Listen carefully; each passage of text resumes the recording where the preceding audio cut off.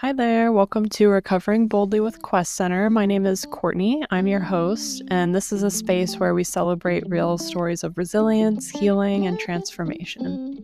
Each episode, I talk with inspiring guests who share their journeys navigating mental health challenges, addiction, chronic pain, and more, offering honest insight and celebrating the courage it takes to reclaim hope and live boldly as your authentic self. A bit of background on Quest Center. Quest is a nonprofit health center based in Portland, Oregon, with a mission to provide integrative healthcare services, community, and education to all people seeking a wellness-focused approach to living and dying.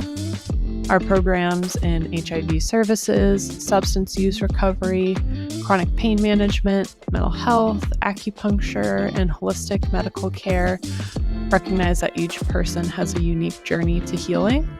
So in addition to offerings like individual and group therapy, our programs take an integrative approach to wellness, including elements such as peer support, wellness movement, nutrition, and at the heart of it all, of course, is community. If you'd like to learn any more about our services, you can visit our website at www.quest-center.org.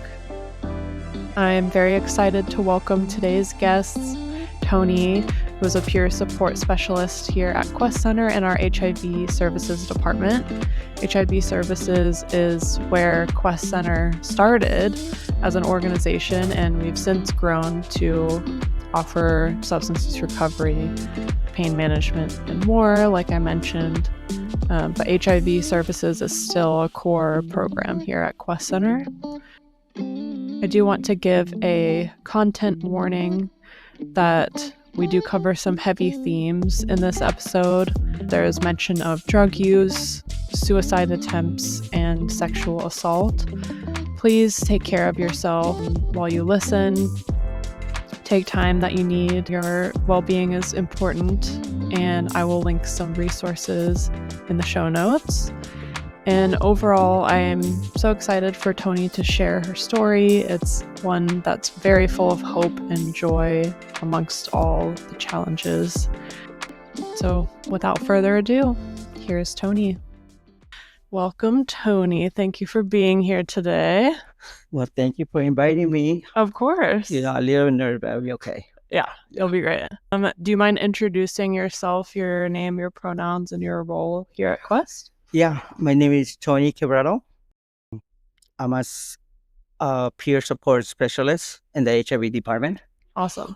Yes, 22 years with the company, with Quest, and and she, her, ella and ellas. Nice.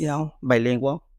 Thank you. And can you tell me a little bit about what your role as peer support specialist means? Like, what is your day-to-day like here? It's basically that's the same thing that I asked that question myself when I got into the role in the community, working in the community, like going to CRM, like how am I supposed to help them? What's supposed to be my job? My responsibilities. And basically, it's living experience. Mm-hmm. Meet the clients where they're at. And don't take nothing personal, but make sure, like myself, and I think it's something that is given already to me, care for the human being that you're helping, because you never know when you're going to be there. Mm-hmm. And God knows that I was there at one point, you know what I mean? Yeah. And I think that's what helped me get to where I'm there today. Yeah. So it's kind of, do you do a lot of like resource navigation and just kind of like helping people through day to day? Yeah. Sometimes there's folks that call me that they need help with rent assistance. Like, okay, Liberty, who is helping, what resources we had, the community partnership, or housing, or food banks that they need food, or sometimes they just need to talk. Yeah. Yeah, just making sure you're there for them and there for their needs. Exactly. Yeah. And I always tell them, I'm just a call away from you, Very cool.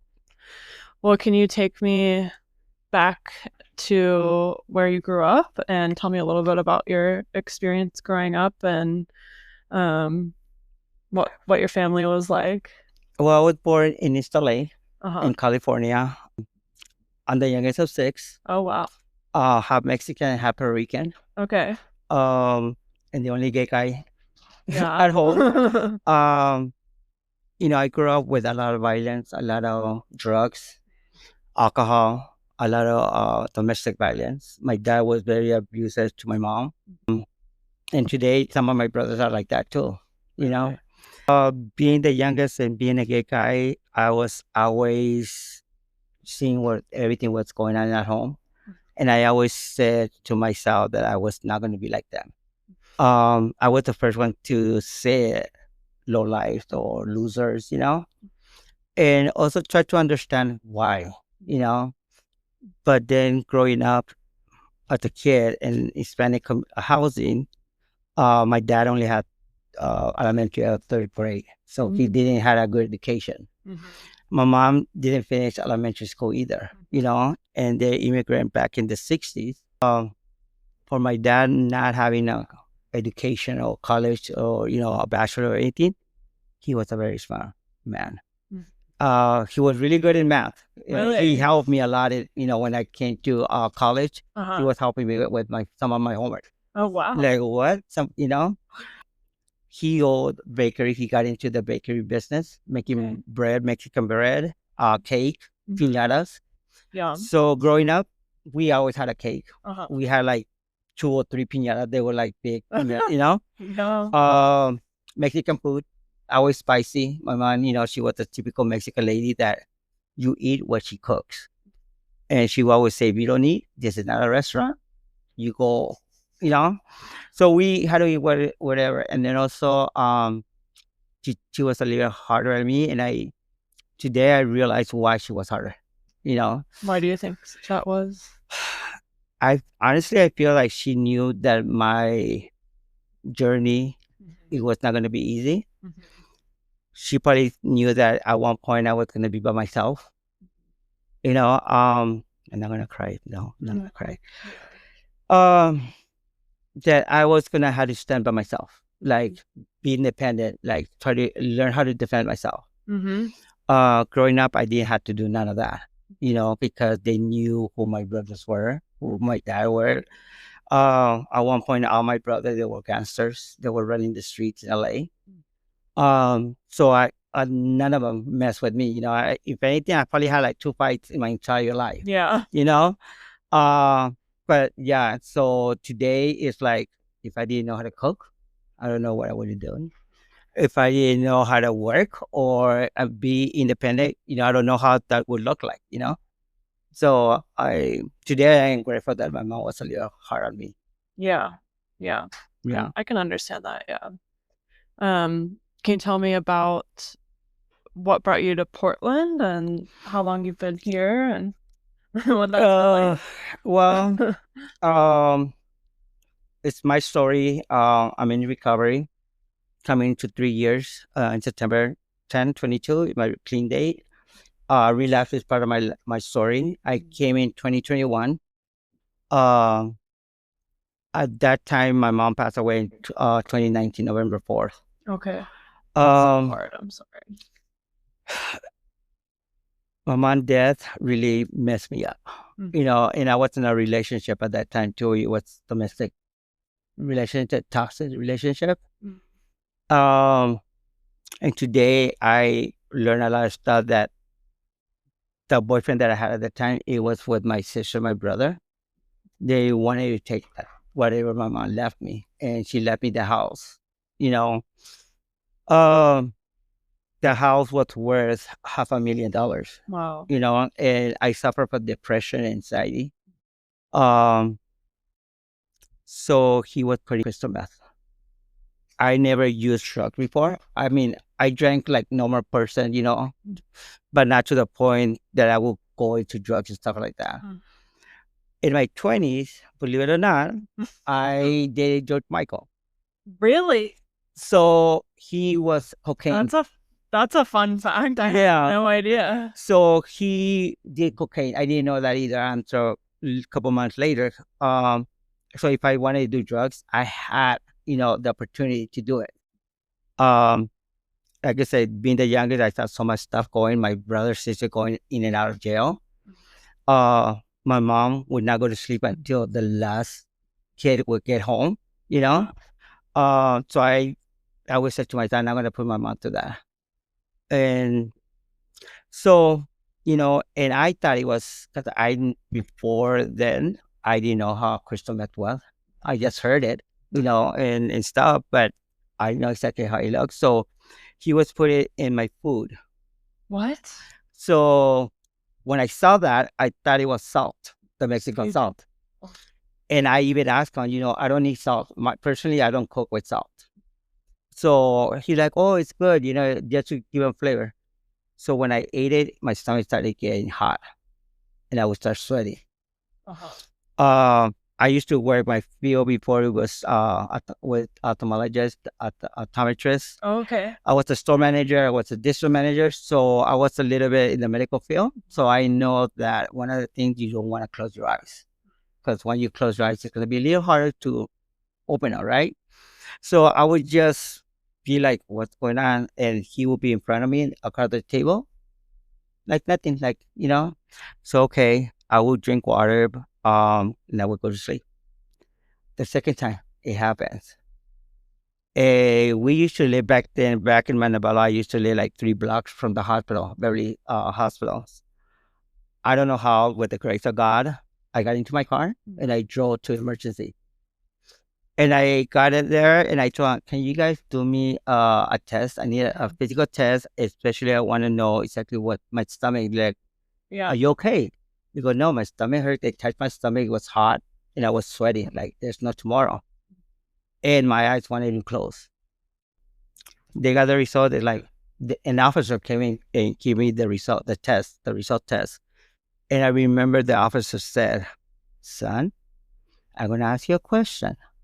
And before you answer, I want you to think before you answer carefully. I'm like, okay, what's going on? Mm-hmm.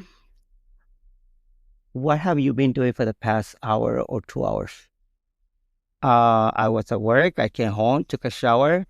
My boyfriend, partner, he was cooking. We had dinner. Why? Because you're under a substance. Like, what do you mean? Do you smoke? Do you do drugs? You go, no, I drink once in a while, but there is drugs in your body. So it was your brother that was? It was my brother, my sister, Mm-hmm. and my boyfriend, my ex at that time. Was also part of it. Because we were living together. Uh-huh. So the whole thing was to get me hooked to that. With my depression, with my anxiety, with my HIV status, it would mess up my mental health. Especially my mom just passed away. I tried to kill myself multiple times. So today I could say that drugs came in the perfect time for me. What do you mean by that? If they didn't get me into drugs, I don't think I would be working at Quest. I would not be here talking to you. Mm-hmm. I would never left California, because that's where I'm a family person. I miss my brother, my sister, the whole familia, on weekend we get together. But I saw that drugs really took me really fast. Like, I would not go to work. I would try to make an excuse. And if I did went to work, I would make an excuse to go home. Mm-hmm. And because I was the boss, I'm like, okay, I'm going home. I'm going to work from home, Right. But in reality, something was waiting for me. By that time, my body got used to that. I realized that whatever I was smoking, which is crystal meth, it was numbing my feelings, my emotions. So when the pandemic came, when we had the lockdowns, I was already at home. My doctor took me out of medical leave. I was already like 2 months. Yeah. So you were like, well, here we are. So, and there was a lot of violence, a lot of mental, physical, and emotional. From your partner at the time. And I'm pretty sure that I did a lot of things that I was not aware. I consider myself a smart person, and I'm very curious of certain things. And I do believe in my higher power, which is God. And I always say, with God, you have everything. Without you don't have nothing. In my own misery, Courtney, I learned how to be able to access the phone in the dark. Yeah. Because I'm that kind of person that if I feel something, my like my inside, like something's not right, something's is not right. Right. Normally, I will be right. I put cameras in the apartment, and she was following me around. Normally people with any type of drugs, they're normally awake for hours, days. I'm the opposite. Really? I call it, once I get to that point, Yeah. I go to sleep. Sort of like blackout. I go to sleep, I knocked out, and I did, and then I will wake up with bruises, or my body will hurt or anything. And I will ask. There was a point that he made me believe that I was going crazy. Your partner. Yeah. That I was hearing things, that I was seeing things. And I'm that kind of person that don't tell me that I'm stupid, because I'm not stupid. I might look stupid, but I'm far away from that. No, you don't. I caught on. On my phone, I was able to take a picture. A guy in top of me. My brother, my older brother, Beto, I would call him in the middle of the night to come and pick me up because I was having a crisis. And my ex at that time, he would be like nothing. Like, okay, you're leaving? Okay, bye. Call me. There was a point. So manipulative. There was a point that I even told him that I didn't feel safe if it wasn't with him. My brother would ask me, why don't you just leave him? Do you want me to go kick him out? Do you want me to go beat him up? Half of me want to say yes, but the other one say no. I just lost my mom. I didn't want to lose another member of my family, especially gangsters. You go one, you go against everybody. Yeah, sometimes I think the unknown can be even scarier. And my brother, he's going to be 70 years old. So at that time, he was in his 60s. My ex is in his late mid-40s. How long were you all together? With him, I was a year and a half. So, and I took him multiple times, but because I wanted that, I wanted to get rid of the world. I want to isolate it. I want to escape from the world. I didn't want to feel it. But then I realized that what was I doing to myself? I look one day at the mirror and I'm like, you're just like your brothers. You're just like your sister.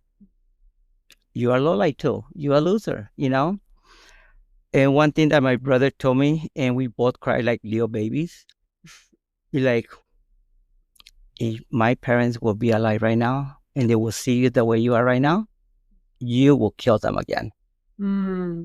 That's heartbreaking. When he said that, it did. I started crying like a little bee. Because, my mom, my dad sacrificed a lot for me to go to college. I'm the only one who made it to college. I'm the one that they were always proud of. My brother would say, you're the reason why we keep going, because you're the only one who's doing everything right. But when he said that, it's like, I'm just like you guys now. I didn't say it to him, but I said it in my mind, in myself. And I told him, I need help. And he's like, well, if you want money, I'm not giving you money. I could help you, but there's no money. I don't want money. I just want to leave this life that I have here. I want to start all over again. My brother's like, okay, get a luggage and one backpack. That's all you could take. When he said that to me, it's like throwing hot water at myself. I consider myself that I was a material person. I was a label whore, for having 85 pair of shoes to only have 2 pair of shoes, It's a tough transition, yeah. For having everything that, to have nothing.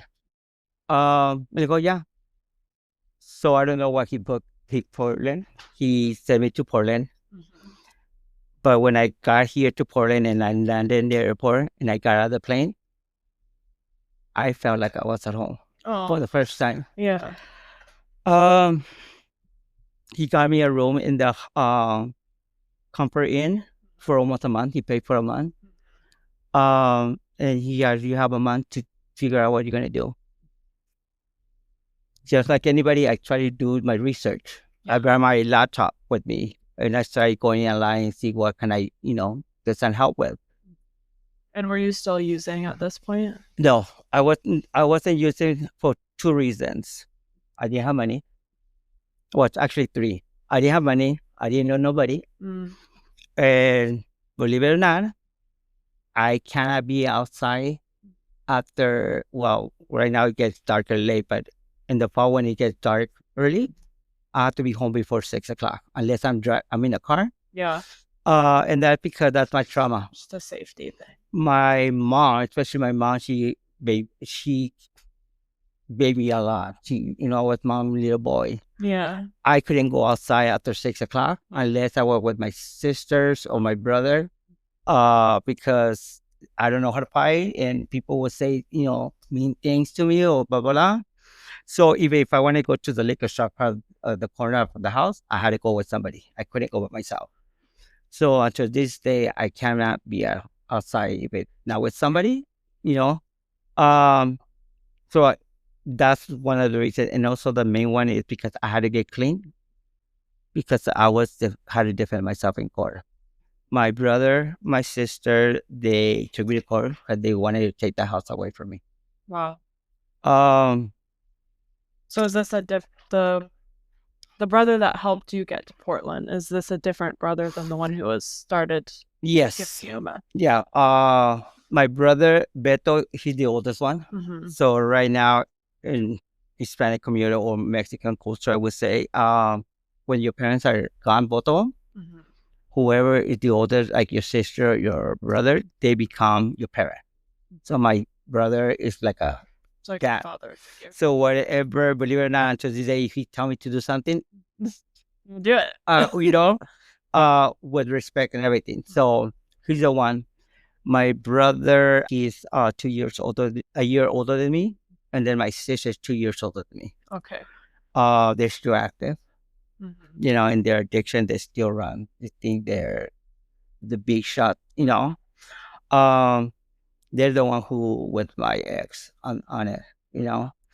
So I had to get clean, and the reason my brother helped me because my mom didn't have like not even a day death that she passed away. That my brother sent me a text, and I still remember to this day. I still have it in my email. Basically, it says like this: Luigi, because that's my nickname at home. Luigi. You know what my mom wanted to do with the house. I'm asking you, little brother, hand the house to me. Just put the house under my name.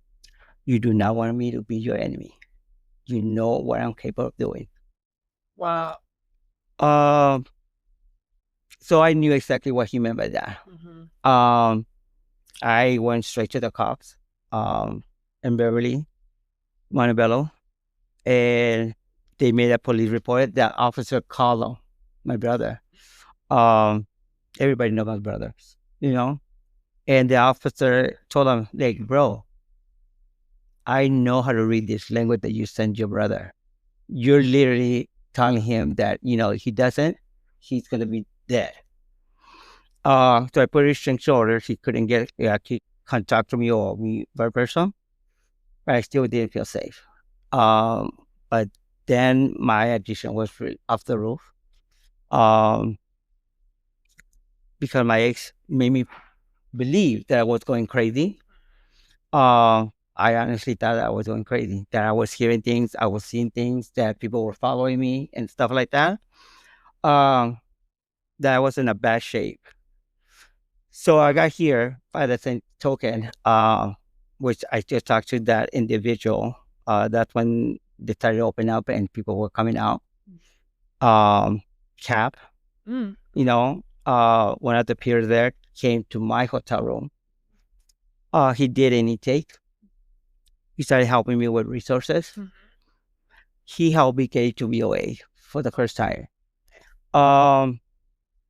again, all this was new to me. Yes. Honestly, from the beginning, I thought that somebody took my life. Somebody stole my life. That one night, somebody came and grabbed me and gave me somebody's life. And, this is not who I am. It was hard to go to VOA. What was it like? I never been to jail. They never. Yeah. There were a lot of straight guys. This is the first treatment center that I ever been in my life. I always say I'm not a submissive person. I don't like to people tell me what to do. In a treatment center, you have to follow rules, and you have to do certain things. And I had to get up at 5 o'clock in the morning. Too early. It's like I'm barely having my first dream, But and then you had to clean, you had to do chores, you had to eat whatever they give you. And that's when I started to learn a little bit about humanity. Because I was privileged to eat whatever I wanted, I don't eat hardly meat. If I crave it, I eat it, but I don't really eat meat. I didn't eat certain food. I had to eat my pride, suck it up. I had to put my head down and say, okay, yeah, okay. There was a lot of bullying, because I was with a lot of straight guys, and I was the only Latino gay guy, But thanks to them, I started to learn how to talk, speak up and not let myself. There were times that I wanted to leave the treatment center because I couldn't take it. I started to realize that my mom was gone.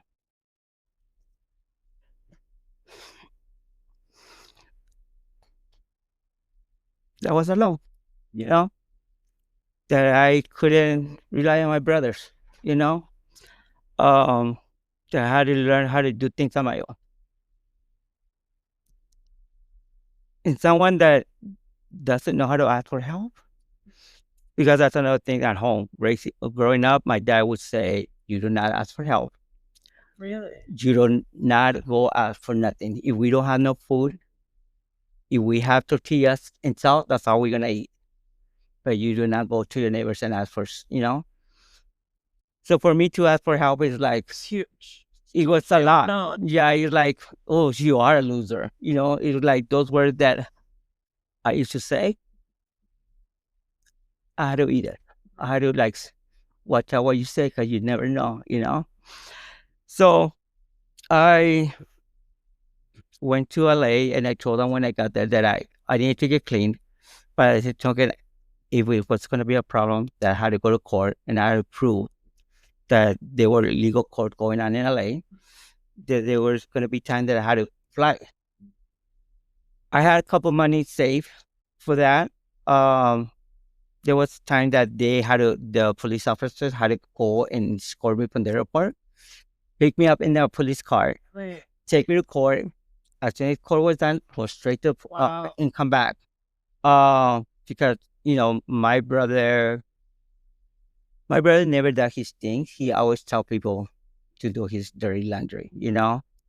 So yeah, I was afraid. I was not afraid. I'm still not scared to die. I afraid of the pain. And they know that. People that know me, they know that I'm a tough cookie from outside, but inside I do scream and yell and cry. And my brother know that I don't like pain. That's what I was afraid of, the torture that he was gonna put me through. And I still say today too, I had nothing to lose. The woman that brought me to the world is gone. I lost my mom. What else can I lose? So I went through the process. I finished my treatment center. I experienced homeless one day, so I know exactly how it feels to be homeless. For somebody that never experienced homelessness, I did it for one day. I got out my treatment center, graduated, but the senior living house that I was going, the bed was not available until the next day. It was August, I believe it was August 15th, 20, that it was 100 and something, which is the highest day of the summer. Hot, yeah. That they opened a lot of different buildings. I ended up in one of those buildings. And I had my luggage and my backpack and my laptop, my Apple laptop. That's the on in my class ring, the most expensive stuff that I had with me. But I couldn't go in with it. I couldn't take it inside with me. I had to leave it outside. Really? Why not? Just a rule they had. Yeah, that was the rule, because in case people want to steal something, or I don't know, but and and I told them, like, what am I supposed to do? So I make sure that my luggage was next to my bed. But then there was people doing drugs here and here, and I go, okay, I can't go to sleep. If I go to sleep, my luggage is gonna be my Apple, my class ring. Um, I was awake the whole entire night, and then I got out. I didn't know how to get buses either here, and that was the first time ever getting a bus. I asked him how to get a bus, to go to my living house. I was in the living house for not even 30 days. When court was over, I won the battle of the house. I sold it, which I regret selling it, because that was my mom's dream house. No. She always wanted to have a house of her own. Again, she was a typical Mexican lady. We had dog, we had chicken, we had rabbit, we had, everything. We didn't have donkeys or cow, but we could. My mom would do it. And she had roses. Oh, Like pretty. the fence was roses all over in the back. But I sold it because I wasn't gonna live in there. Everything that house would remind me of my mom. Yeah, it sounds like a lot of baggage, not just with your mom, with your brother, your sister. Yeah. Yeah. So this money came in, right? So I'm like, okay, I got my life back. I was buying a condo here. I got my car. I for the past 3 decades I used to drive Beamers. So I got my first. I always got a X3, or the 3i and stuff. This time I took like a X1, like a little truck sort of SUV. But I was still lonely. I still felt empty. I still felt hurt, anger. And just by talking and revisiting those, for the first time I tasted the word hate. I don't like to use the word hate because it's a very strong word that I don't think that we humans should use that, but I tasted it. And I like the way it tastes. So I was in and out of the rooms. I would go to meetings because, I was raised to do the right thing. So I want to do everything what people say, but I was lying to myself. I was in denial. Even when I was in treatment center, I have nothing with these people. Like, why am I here? I have nothing in common. I'm not a criminal. I learned the word here, paper. Like, I'm in paper. Like, what do you mean you're in paper? I don't have none of that. So I'm not an addict. I don't have a problem with drugs. Until September 2022, again, I tried to kill myself. I remember I was in that mind state, isolation, and when I get into isolation, I truly believe what he said, that things get into our head, that they can start talking to us. I knew exactly. I never planned it, how to kill myself, but I had a plan how to kill myself. I had a car, so I went to downtown looking for, and then there was this white guy. And he got closer to me and he like, nice car, what are you looking for, So I knew he liked my car. So that was like, okay. I know, like again, I could get whatever I want because you like my car. So I told him, if you could get me a bag, and I have a proposal, you know, if you give me a week of pleasure, of fun, by the end of the week, you could walk out with my car. Wow. And he's like, well, really? I go, yeah. I could say that I chose to walk away from the material world. In the room we hear and in treatment center that we lose everything, that we lost everything, right? I could say that I didn't lose it. I walk away from it. So yeah, I did that. The guy left. He took my car with him. After he left, I knew exactly how to kill myself. Um, do you remember? I had the pipe. I had the torch. I went to the Dollar Tree and I bought bottles of alcohol and I poured it in the windows in my bed from head to toe. I poured alcohol and I like one hit, turn everything on and just But I always every time I wanted to do something like that, my mom voice came to my mind. In the back of my head, my mom voice was like, "What are you doing to yourself?" For the first time, I pick up the phone, my cell phone, and it's true when they say in the room that picking the phone is hard to pick up the phone and call another addict, because that's the last thing you want to do. I call somebody in the room at 2 o'clock in the morning, and the person answers the phone. He was there on the phone with me for 5.5, 6 hours. Wow. And I told him, you need to get me to treatment. I need to go to treatment because if you don't take me right, you don't take me to a treatment center, I'm going to kill myself. I was like all over the place. He's like, you need to go to sleep. Whatever you're doing, you need to throw it away, put it in the toilet, flush it, try to take a shower, and go to sleep. And I'll check on you later on. At this point, I was brokenhearted. I was disappointed at the world. Like my own sibling turned their back on me. Like, oh, he's just not going to call me. He doesn't care either. But he did. He called me, he checked, and he asked me, do you remember what you asked me? Why you were calling me? I go, yeah. I was not in a good place. I am the first one to admit it. And I was yelling at you probably. And I probably was using the F word a lot because when I get to that place, I use that word a lot. And I was telling you to get me into treatment. Yeah, do you still want to do it? I go, yeah.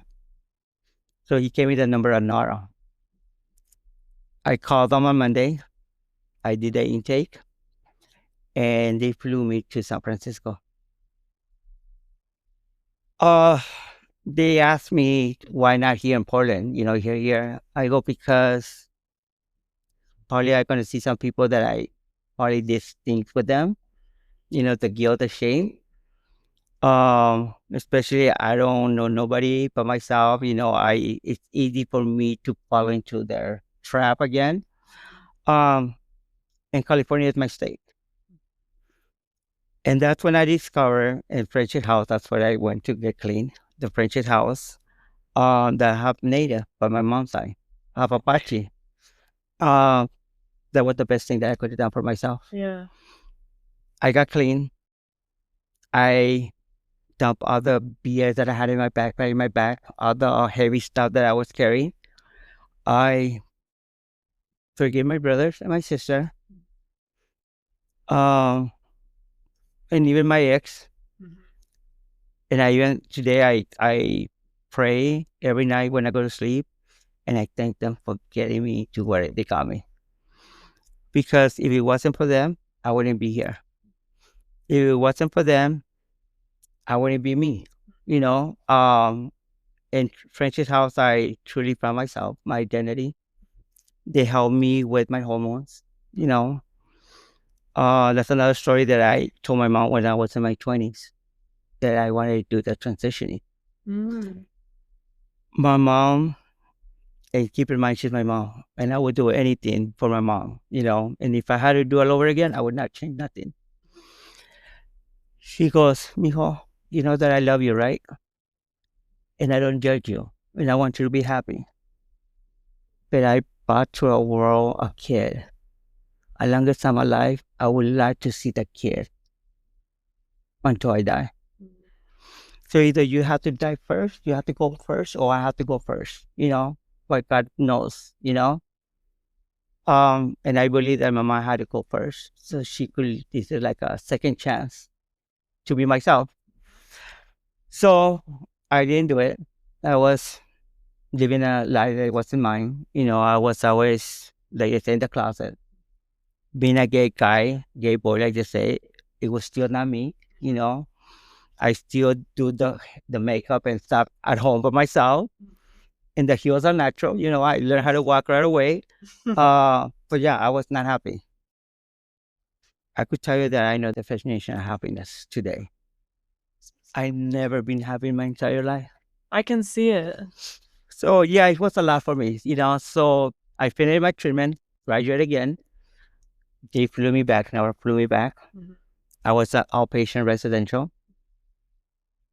Another thing that I had to fight, or I had to get comfortable, living with other folks, sharing stuff.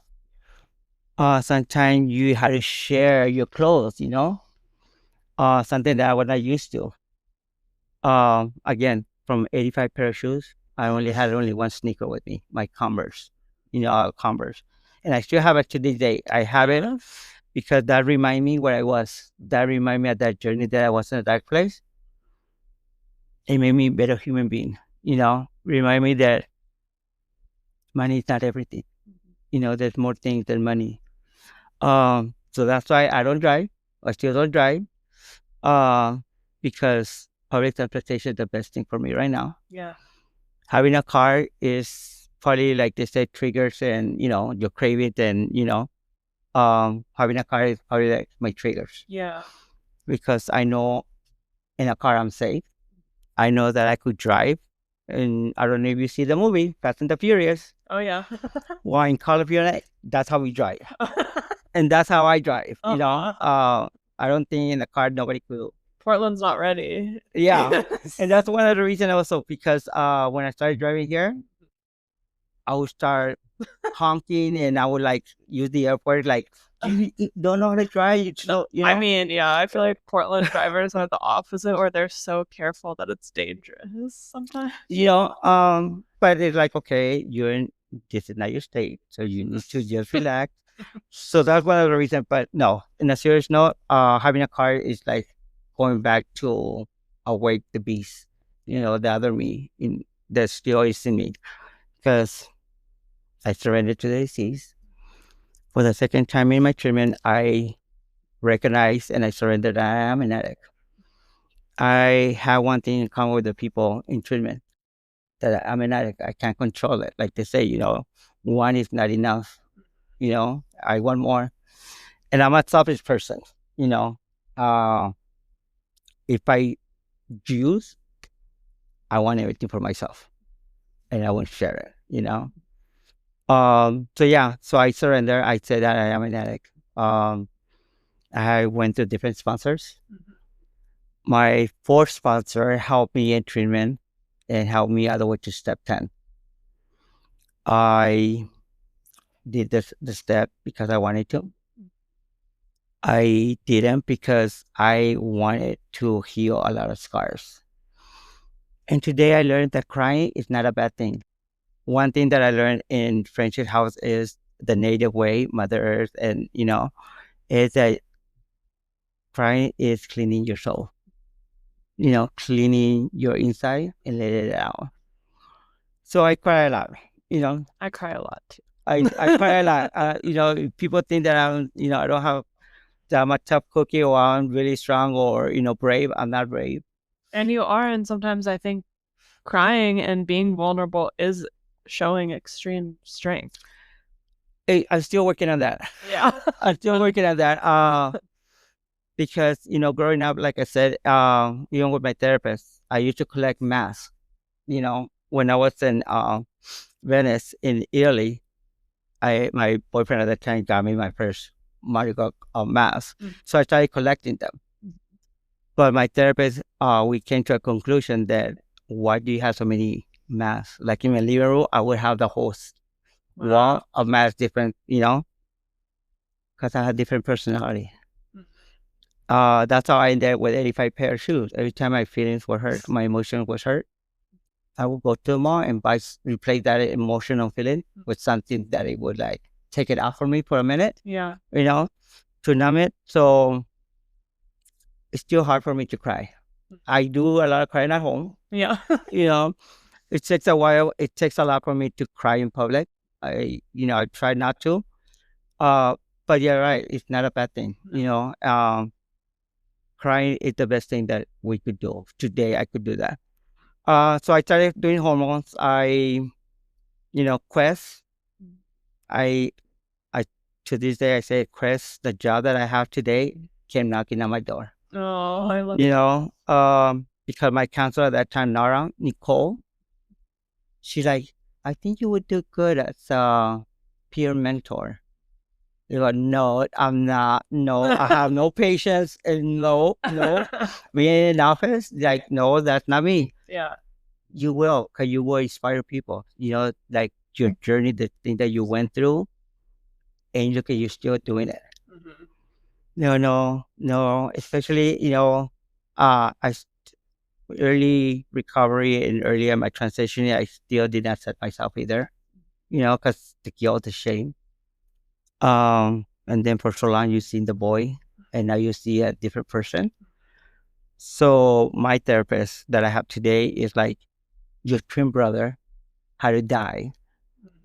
So this person, this young lady, had to come out and live that true love, life. So it took me a while. You guys saw me grow, how my transition happened. I looked at some picture and I feel like a drag queen because, the makeup and everything. I see that I didn't know how to do makeup. Like, really was too harsh, like, but I think I'm getting better and better. Yeah. So this job was knocking. I had like 2 days that I did my CRM and I passed it and I got it. And one of my mates, roommates, outpatient residential is like, hey, do you see the job posting that they have? They have a job, in Quest for mentor, like what you just finished doing. But no, I don't want to. I want to go back to what I'm used to, doctors, being the boss, no, I don't think, just try it. And my counselor called me, like, have you started applying? Have you started to use that certificate that you just got? I go, I don't, come on, you could do it.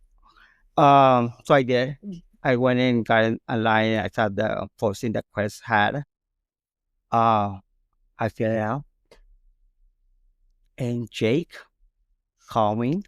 And I didn't hear the phone ringing, No. It went straight to voicemail. Uh-huh. And I normally will email them back or say, Yeah. go, call them. Why you have to lose? Oh.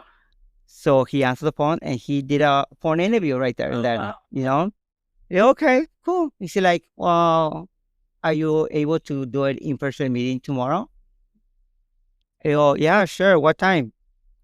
But then I still had to go to groups because I still was an outpatient, I go, what time? I could do it. Yeah, no problem. So I came to the interview and then I went to my groups. But I didn't know that it was going to be a panel. I thought it was only going to be Jay. Those are pleasant. And, especially when I don't know people, believe it or not, I know I talk a lot, but I'm very quiet and I get nervous. And I go, oh my God, these people, why are they looking at me? They're like, fireball.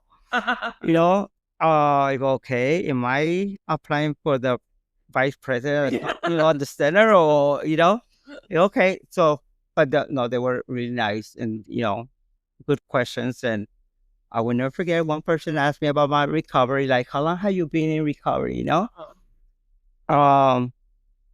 I didn't, normally I would think twice and I didn't. I just told them, Just honest. because I always say I could be anything, but if I do something wrong or anything, I will admit it. I don't use sorry a lot because I feel like sorry is overused, overrated. Yeah, people can say it without really meaning it. Right. Sorry, but it's gonna happen. Yeah. So, apologize. Own it. That's something that my mom, my dad always told us, just be a man. Just own your shit. So I did. I didn't think. I just answered the question. And I was in my way to my group when Jake again called me, and he like, we have a job offer. You know what? And I'm a screamer. So I'm in the max. I used to call on the train. I was in the max, and I like, what? And people were like, they go, I got a job, and they're like, yeah. So yeah. So I went to my counselor Nicole, and I go, guess what? She's like, no. You got a job? Yes. What? Yes. So you're gonna do good. So that's how everything started. Um, in the beginning, I was scared. I was hesitate if I was gonna laugh or if I was gonna walk out. Because I'm that person that if I don't feel comfortable either, I would tell you, you know what, I'm sorry, but this is not for me. And this is a person that work with the community. Back in LA, again, being the gay boy, Hispanic, I stay away from the community because of my background, my brothers, history, and I didn't want to put no one at risk, because my brothers, they're evil and conniving, and I call my sister a snake. She will be, and I live the lie, then they know how to break you, by hurting somebody else. So I'm like, oh no. But I always say you have to love what you do. And I'm honored and privileged that I'm working with the clients that I work. And I call clients, I know we're supposed to call them peer, but I can't call them because out of respect. And I even tell them, you guys think that I'm helping you guys? You guys are helping me. How do you feel? Meet them where they're at. Exactly, that's what my job is. Like I said, I used to be that person that you should judge. Today, I have more compassion. I have more sympathy for human life, especially in the community right now that we're going through, LGBTQ plus my sisters are trans. That really gets sensitive to me. I know how it feels when you bully. I was bullied as a gay boy. Even in my early transition, I would bully too. Even in social media and stuff like that. Questioning my character. But my mom always come to my mind. That's why I make sure I wear my mom ring today, because she taught me to remind myself who I am, where I come from, and that's very important to me today.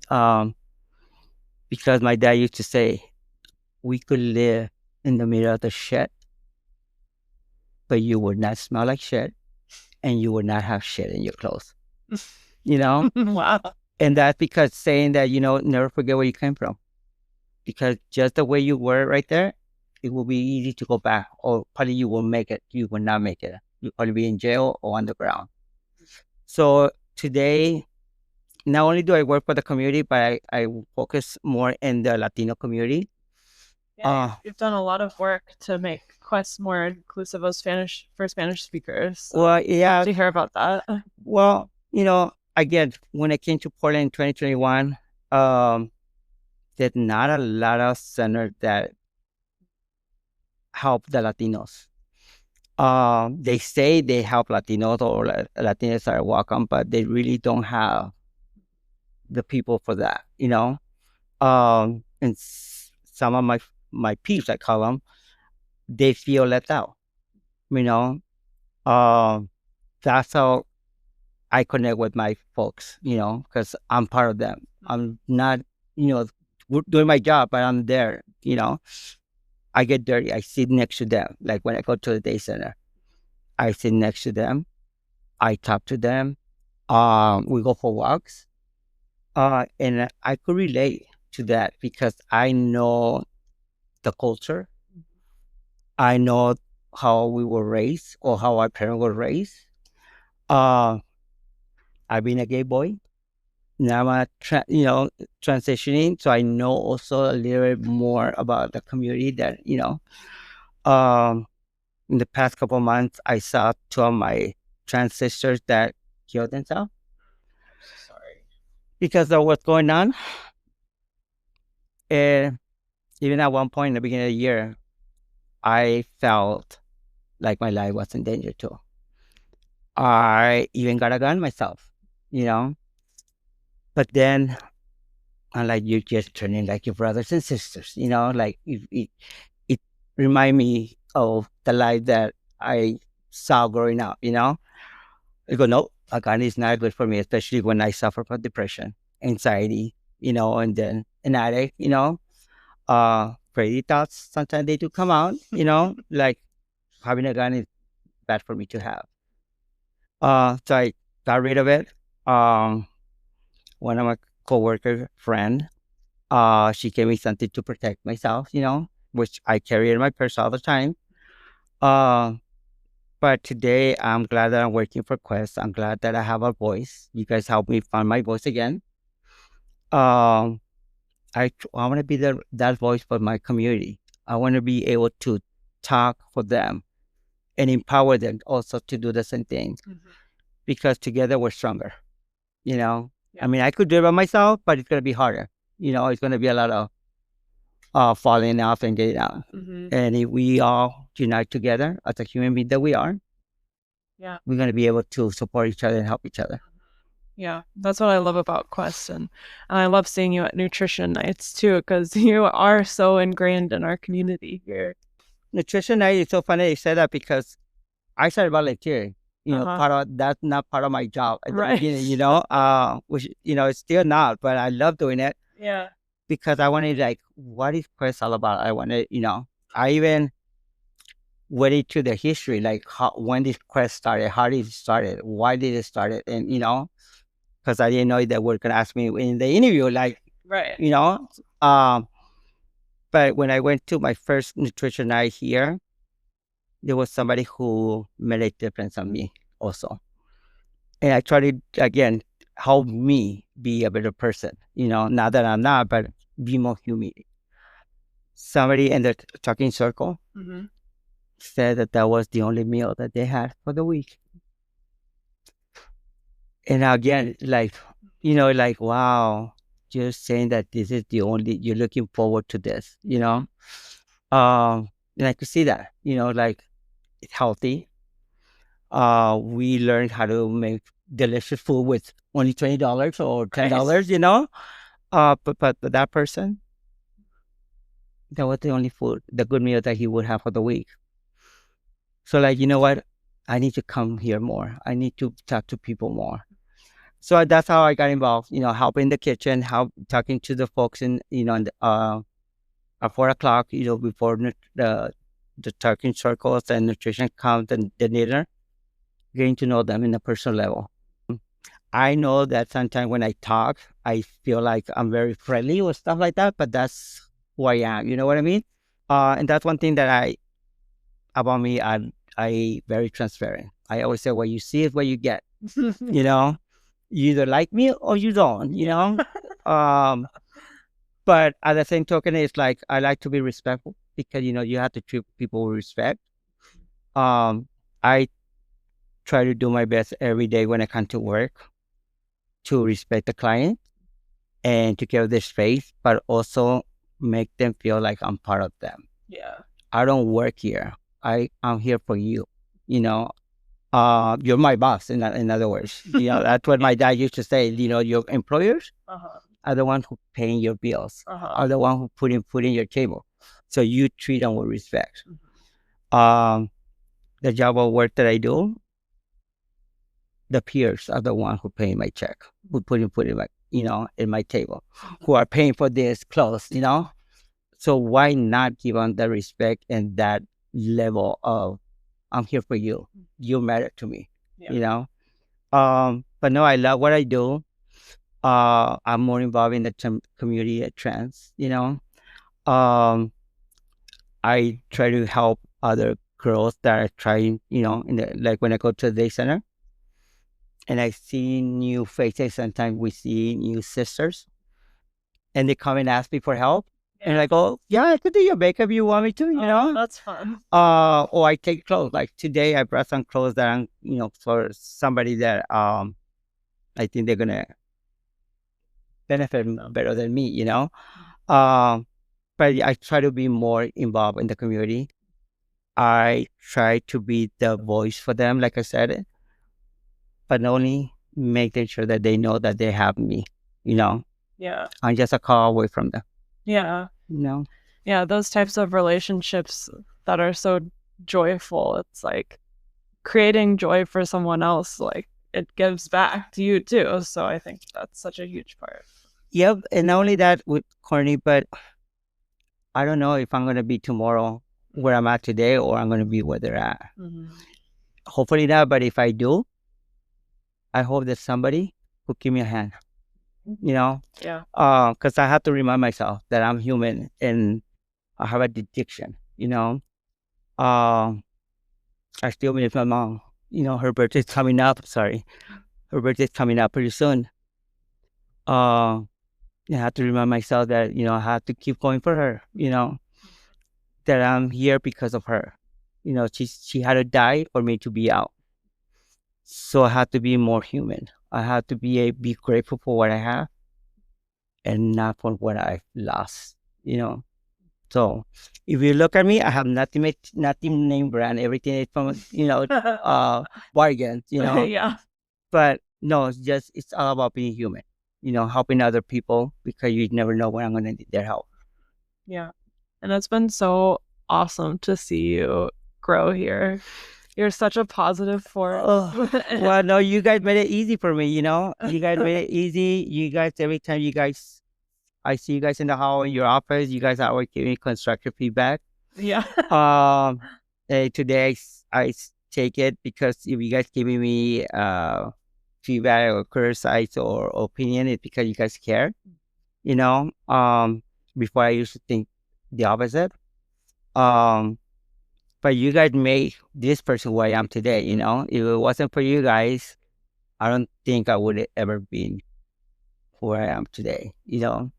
I remember my struggle in the beginning when I was coming to work and I put the extensions and the makeup and the heels and everything. Yes. I would have anxiety. I would have like an hour at home sweating and doubting myself. And do I want to go to work? Do I look ridiculous? But at one point, everybody came and talked to me and made me feel like you're doing the right thing for you. Yeah. So, yeah. I just have seen you blossom so much. So thank you. So I appreciate cool. guys. I I don't know what else to say and how to tell you guys that I really appreciate every single one of you guys. You guys became my family. For not having no family. And again, it's true what they say. Family is the one that you pick, not that you were born into. And today I have a lot of family. I have a lot of sisters and nephews and cousins and uncles. But yeah, I could have done it with a plus. No doubt about it. So I always say things happen for a reason.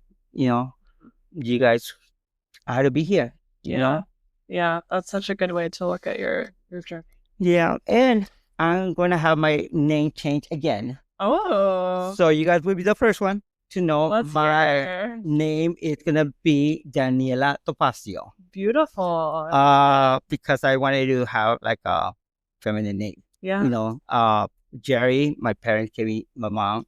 Tony, my so I kept the Jerry in the female, like the Y and put the I. The Y in the Tony and put the I. I'm like, no, that still remind me of my old one. Yeah. And with the hormones, I'm more sensitive. Even though I'm trying to be who I am, but I still have my twin brother's baggage, the pain and stuff. So I'm like, I need to put that kid away, put him to rest and be myself. So I'm like, okay, I need something. So I was in a conference yesterday, and I was talking to people, and somebody was named Topacio, and that's a soap opera, a Mexican soap opera. Yeah. So I'm like, oh, okay. And Daniella, because again, I call on the angel from above, from Cal, my first, my peer.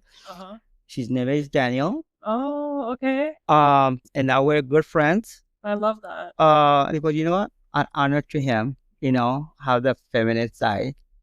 And then instead of having an A, I just put a purple heart. But my mom loves her favorite color, purple. That's so sweet. So yeah, so I did So the process. So hopefully it's accepted. So awesome. yeah. So thank you. Thank you, Daniella. I like it. I like it. I feel comfortable. Thank you. Yeah. Thank you so much for listening. If you enjoyed this episode, stay tuned for more. Leave us a rating and review, and consider supporting our efforts with a donation at www.quest-center.org/contribute. See you next time.